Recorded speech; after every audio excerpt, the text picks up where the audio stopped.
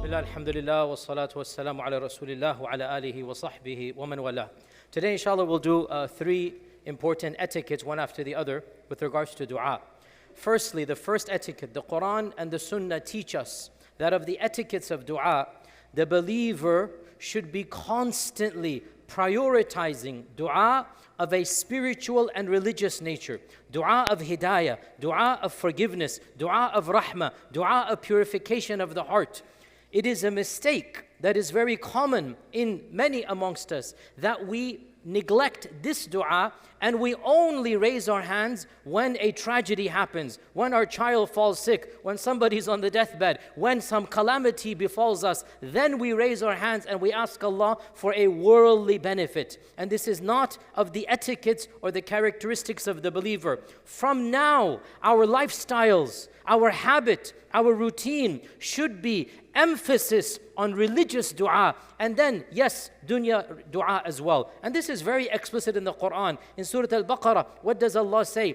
فَمِنْهُمْ مَنْ يَقُولُ رَبَّنَا آتِنَا فِي الدُّنْيَا وَمَا لَهُ فِي الْآخِرَةِ مِنْ خَلَاقٍ. One category of people, they only ask Allah for the dunya, and they have nothing in the hereafter. They're not asking for the hereafter. They're not wanting the hereafter, so they will not get the hereafter. This is not of the characteristics of the believer. You only ask Allah for the dunya. No. The cure of the heart, the disease of the heart, the spiritual nature of the heart is more important than the physical heart. You should be constantly making dua for a pure heart before you have a disease of the heart that you're raising hands for a physical disease. Maghfirah is infinitely more important than money. Allah's hidayah is infinitely more important than any worldly matter. And so our emphasis should be spiritual du'as. And yes, we also ask Allah for the dunya as well. And that's why Allah says in the very next verse, وَمِنْهُمْ مَنْ يَقُولُ. And there are people who say, رَبَّنَا آتِنَا فِي الدُّنْيَا حَسَنَةً وَفِي الْآخِرَةِ حَسَنَةً وَقِنَا عَذَابَ النَّارِ. Three phrases, two of them are religious. One of them is about this world. So we have a rough idea, a rough percentage. 2/3 of your dua should be constant about religiosity, spirituality, maghfirah, hidayah. Give me Jannah, give me a good khitam, allow me to enter into firdaus, make my scales heavy, give me a pure heart. 2/3 of your dua, roughly I'm just saying, should be constantly about istighfar. In fact, what did the Prophet ﷺ say? I ask Allah's forgiveness, which is a type of dua, more than 100 times a day. More than 100 times a day, he would be making dua for istighfar. Astaghfirullah, astaghfirullah, astaghfirullah. Read the Quran. The bulk of du'as are about maghfirah. رَبَّنَا إِنَّنَا آمَنَّا فَاغْفِرْ لَنَا وَارْحَمْنَا وَأَنْتَ خَيْرُ الرَّاحِمِينَ وَأَنْتَ خَيْرُ الْغَافِرِينَ. The bulk of dua, اهْدِنَا الصِّرَاطَ الْمُسْتَقِيمَ. So we need to establish a relationship with Allah from now, constantly asking Him for religious good. And yes, we also ask Allah for worldly good as well. So of the etiquettes of dua, emphasis on spirituality, emphasis on religious matters. And yes, we also ask Allah for worldly matters as well. From this verse, a second etiquette we learn. From the same verse of Surah Baqarah.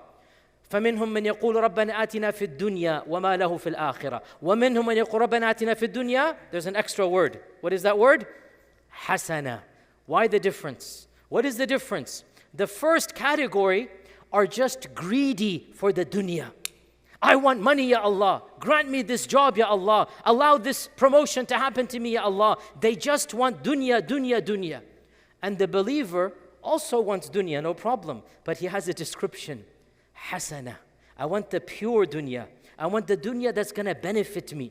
And this shows us the second etiquette, that even when you ask Allah for something of this world, your niyyah should be a positive niyyah, a good niyyah. Yes, we all want money. Ask Allah for money and then say, oh Allah, grant me pure money so that I can be generous to others as well. We all want health. Ya Allah, grant me health so that I can be of the righteous. And in fact, this is in an authentic hadith. When the Prophet visited a sick man, he made dua for him. Look at what he said. He said, Ya Allah, cure this servant of yours. Perhaps he will strive in your cause, and perhaps he will then go to the masjid to worship you. Notice, you link the cure to something that is good. Yes, we all want to be cured. Nobody wants to be sick. But the niyyah shouldn't just be for greed, greed, greed. The niyyah should be for something that is more noble. And any halal enterprise, Anything halal can have a noble niyyah. You know, there used to be a bunch of youth over here 4 years ago looking to get married. I would make jokes about them.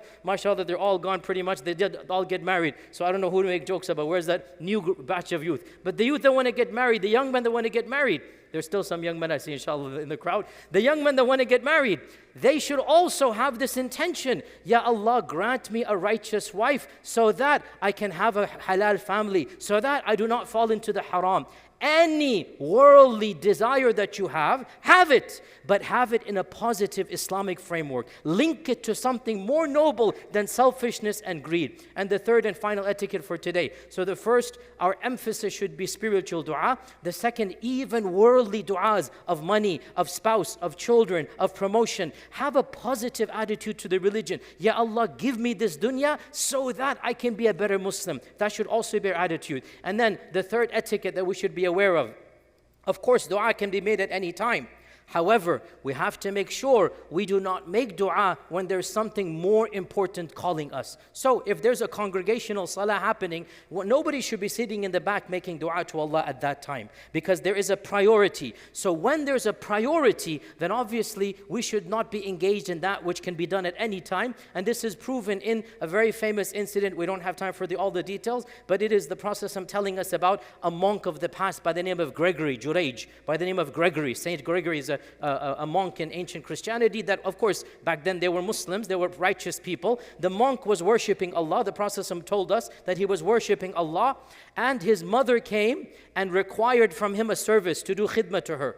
And he said, Ya Allah, should I break my salah and answer my mother's call, or should I continue praying? And he continued praying in nafil salah. His mother required necessary emergency. He just turned a blind eye, thinking that worshipping Allah in a nafil salah is more rewarding than answering the call of his mother. And he ignored his mother 3 days in a row, thinking that this was better. And of course, this shows us that nafil ibadat, when they clash with the fard, you give up the nafil for the fard. But he didn't know this. He's a monk. He's a hermit. He's not an alim. He didn't know ilm. And that's why one of the versions of the hadith, it says, may Allah have mercy on Juraj. If he were a scholar, he would have known he has to answer to his mother. But he was just an average worshipper. My point being, when there's a clash, then we must prioritize that which is fard ayn. And so we do not make dua at a time when there is a specific ibadah, a specific need that needs to be done. We prioritize that, and then we make dua at other times. These are our 3 etiquettes for today, and inshallah we'll continue tomorrow with other etiquettes. Wassalamu alaikum wa rahmatullah. وتأبى في الهوى قربي